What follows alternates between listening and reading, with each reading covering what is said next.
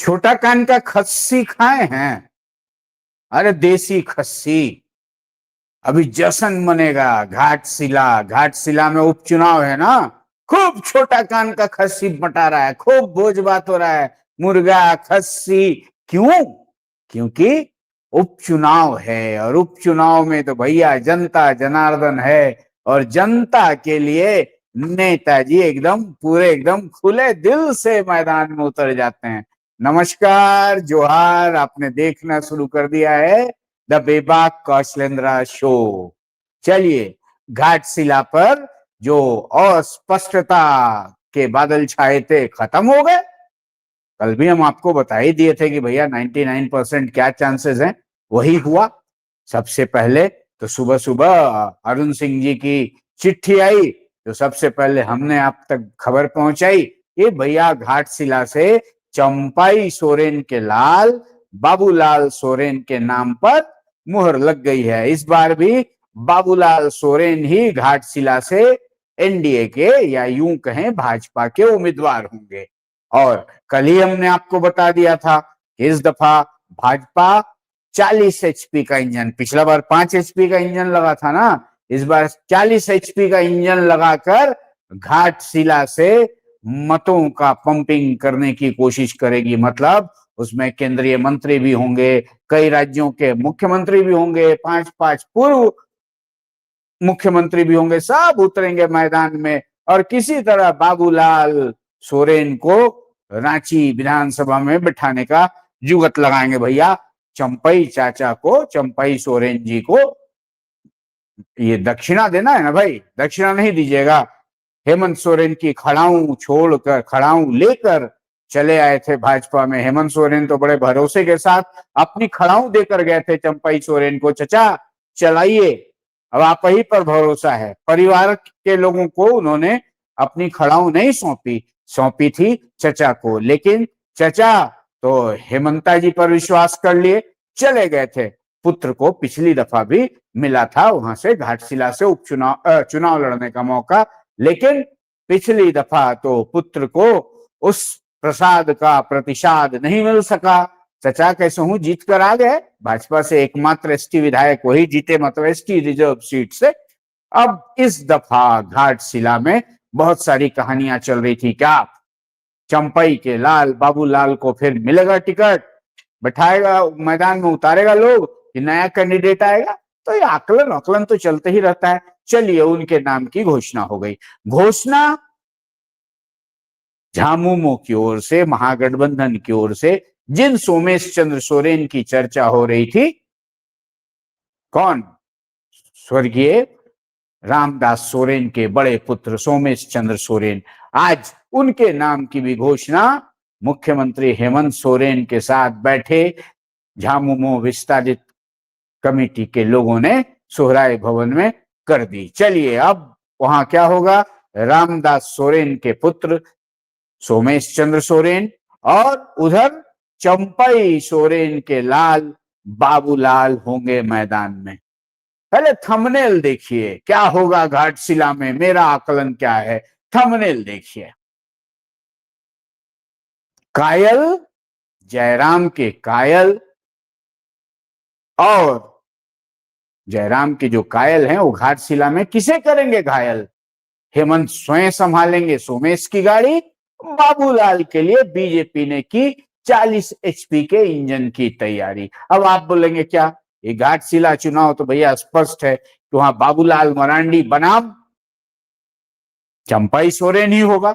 चंपई सोरेन का दिया हुआ जख्म अभी तक तो झामुमो में हरा ही है ना, तो भैया जख्म का पूरा इलाज तो झामुमो के लोग करेंगे ही।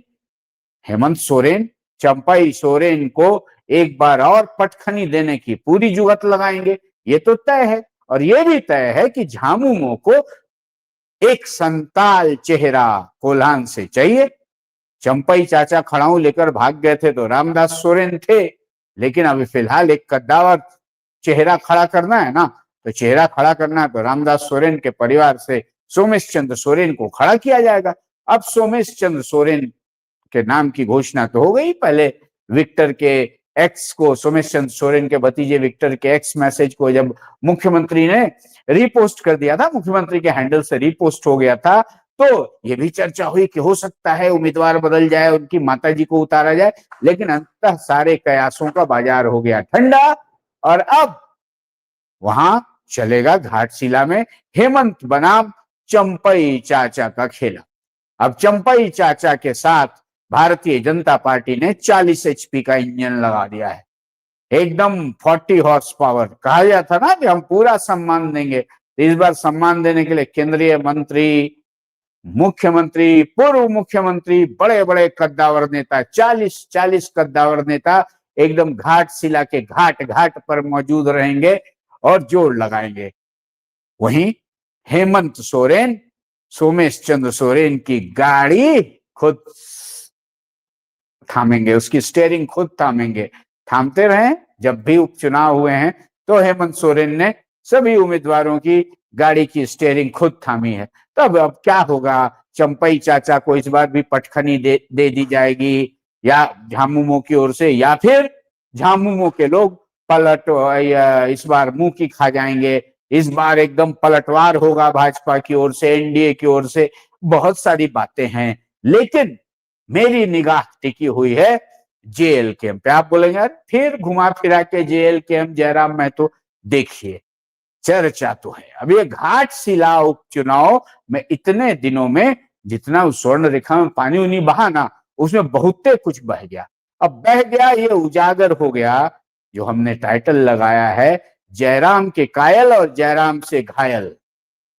जयराम के कायल और जयराम से घायल। जयराम की जेल कैंप से कौन घायल हुआ? जयराम की जेल कैंप से एनडीए के अनन्य आजसू के लोग घायल हुए। आजसू के कई उम्मीदवार खेत रहे, सुप्रीमो भी खेत रहे, जीत ना सके। 14% वोट आया था। अब आप बोलेंगे कोल्हान में जो घाटशिला की सीट है वहां तो इसका स्कोप नहीं बनता है, तो स्कोप कैसे बनता है ये समझिए। जयराम महतो घाटशिला में अपना उम्मीदवार उतारेंगे नहीं उतारेंगे, इस तरह की खबरें चलाने वाले लोग आज शांत हैं। पहले था ना कि जयराम महतो भारतीय जनता पार्टी के संपर्क में हैं, जयराम महतो चुप्पी साध जाएंगे, भारतीय जनता पार्टी को मतलब पास दे देंगे, लीजिए मार दीजिए गोल हेमंत सोरेन के गोल पोस्ट में। लेकिन जयराम महतो ने कल ठीक बता दिया कि ना हम तो लड़ाएंगे, और आज अभी मैं शो कर रहा हूं उसके घंटे 2 घंटे बाद जयराम महतो की कोर कमेटी फिर बैठेगी और नाम का ऐलान भी लगता है रात तक हो ही जाएगा कि किसको उतारेंगे मैदान में। तो क्या जयराम महतो के उम्मीदवार, हालांकि आप कहेंगे कि पिछले बार भैया 8,000 तो वोट आया था, क्या कर लेंगे जयराम महतो, वहां क्या करेंगे? जयराम महतो घाटशिला उपचुनाव में पूरा दमखम दिखाएंगे अपने कायल लोगों के साथ घायल लोगों को। अब घायल कौन है? घायल भैया आजसू ने जो प्रहार जयराम महतो पर किए, जयराम महतो को आदिवासी विरोधी पोर्ट्रे करने की जो कहानी लिखी गई। अब आप कहेंगे आप कैसे कह रहे हैं आजसू ने लिखी? भैया आजसू की नेत्री ज्योत्सना केरकेटा लगातार अब इस तरह का भी बयान उन्होंने दे दिया कि कोई भी आदिवासी उम्मीदवार जयराम महतो की जेल कैंप से अगर कोई भी आदिवासी लड़ता है तो वो द्रोही घोषित किया जाएगा। अब इस तरह की बात अगर घायल आजसू के ओर से आने लगे तो समझ जाइए यहाँ लड़ाई घाटशिला की नहीं है, यहाँ लड़ाई है अपनी हनक दिखाने की, ठसक दिखाने की। तो आप ये तय मान लीजिए, ये एकदम एक्सक्लूसिवली बता रहा हूं आपको, जयराम महतो घाटशिला में जो जोर दिखाएंगे उस जोर के शोर से जो उनसे घायल हैं उनको और तीर बरछी कटार लगने वाली है। क्योंकि जयराम महतो को जिस तरह से पोर्ट्रे किया गया आदिवासी विरोधी, ये समावेशी बनने के चक्कर में आजसू बनाम जयराम जो हुआ, अब उसके फलाफल निकल कर बाहर आ रहे हैं। जो लोग रेल पटरी पर बैठे थे अब घर से 3,000-4,000 रुपए लगाकर अपना बेल भी करा रहे हैं। अब इस समय तो जो नेताजी लोग फूंक के आगे बढ़ाए थे वो तो अब साथ में नहीं ना आ रहे हैं। अब जयराम महतो वहां से उतरेंगे तो क्या होगा? सबसे पहले घाटशिला की जो स्थिति है उसको देखिए, समझिए। घाटशिला उपचुनाव हमारे लोग अगर ग्राफिक्स में दिखा सकें तो मैं बताऊंगा कि देखिए घाटशिला विधानसभा उपचुनाव 20-25 जो हो रहा है, 45 नंबर सीट है ना, 11 नवंबर को वोट पड़ेगा, नामांकन 21 अक्टूबर तक होगा और नाम वापसी 24 अक्टूबर को होगी और करीब 300 मतदान केंद्र हैं, 300 मतदान केंद्रों पे मतदान होगा। लेकिन घाटशिला में जो मैं कह रहा हूं कि इस दफा भी डगर आसान नहीं है ये चंपई सोरेन के लाल बाबूलाल सोरेन की, भले ही 40 एचपी का इंजन लगाए। क्यों? क्योंकि घाटशिला में भी मां मैया का जादू चलेगा। अब आप बोलेंगे कैसे चलेगा मां मैया का जादू? अभी तक जादू चल ही रहा है क्या? बिल्कुल। घाटशिला विधानसभा के बारे में एक रोचक चीज जान लीजिए। घाटशिला में कुल मतदाता हैं कितने? कुल मतदाता हैं 2,55,823। एकदम आराम से देखिएगा। वहीं पुरुष मतदाताओं की संख्या 1,24,899 है और महिला मतदाताओं मातृशक्ति के वोट वहां 1,30,921 हैं। ट्रांसजेंडर भी हैं, 3 ट्रांसजेंडर हैं, दिव्यांग हैं 2,735। मतलब मातृशक्ति वहां पुरुष मतदाताओं से ज्यादा है। अब मातृशक्ति पर मां मैया के जादू का जो असर है वो पूरे झारखंड ने देखा। झारखंड क्या कहें, अब तो बिहार में भी चुनाव हो रहे हैं, वहां भी इसी का असर दिख ही रहा है, दिख रहा है ना। कोई माई बहन योजना लेके आ रहा है, कोई 10-10 हजार रुपया अकाउंट में डाल रहा है। मतलब मातृशक्ति की जय जय, तो फिर काहे की पराजय। तो जेएमएम के साथ, महागठबंधन के साथ तो मां मैया का जादू तो दिखवे करेगा, ये तय है।